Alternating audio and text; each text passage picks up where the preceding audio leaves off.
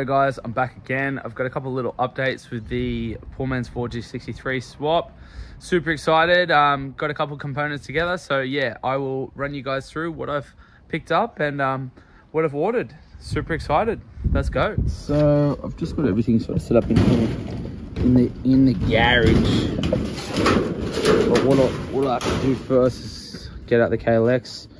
For sale in New South Wales, if you guys want it. Sydney, I'll probably sell it. Any of you guys who are interested, I'd actually sell it for like maybe 3,500. That's roughly kind of what it owes me. So yeah, if anyone's interested, let us know. So what we have here is the newest addition to the family. I also have another little thing that I will explain to a few of you who want to do this swap as well. So this is an Evo 7 manifold, and as you can probably see, just let me take my keys off for a sec. As you can see, it is actually a direct bolt-on onto the Hyundai Sonata head. It's a super cool thing because it means all these sensors, all these things pretty much are compatible with the Mirage harness and everything like that. So we've got a stepper motor. The TPS has unfortunately been broken. That's something I can just buy genuine. I've got the full throttle body and the stepper motor. It came with a fuel rail. Because I'm an idiot, I wasn't paying attention last night and I put the fuel rail on backwards, but the fuel rail ordinarily comes that way. It's got a factory return line which works exactly the same way as the Mirage. That will literally return straight into the exact position where the Mirage's return line goes. Amazing. So I've cleaned up this rocker cover. I've also cleaned up the head. If we have a quick gaze, the head's looking really good now. And I'm just happy it's come out this good. Just gave it a really nice clean. Gave it a bit of a just a compressed air spray and made sure to sort of just degrease it a bit. Not too much because I wanted to, well, obviously not the head to be fully dry when it starts running, but just enough stuff to sort of get it to the point where it needs to be. This is a comparison. So this is the original Sonata intake and this is the Evo. So what's the Evo? The Evo is about that long. So you can see that takes almost half the runner away.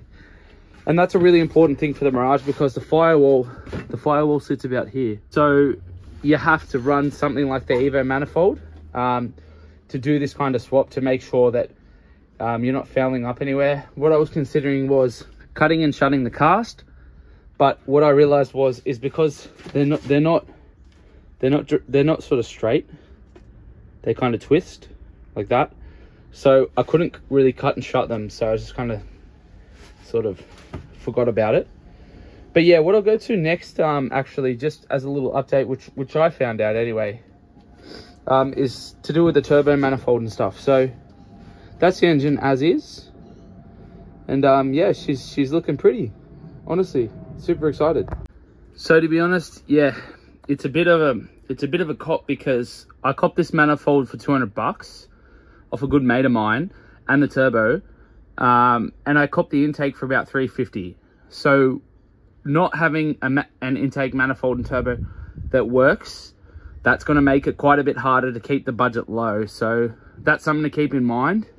And it's always quite hard to find complete intake manifolds and stuff from Evos.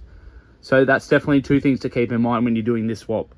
So I guess moving onwards, what I might do is try and sell what I've got here on the exhaust side. Just try and get what I paid for it. Not worry about that for now. I've ordered a set of 4G63 cam gears. I've ordered a 4G63 crankshaft gear and crank trigger. I've ordered a 4G63 countershaft gear as well.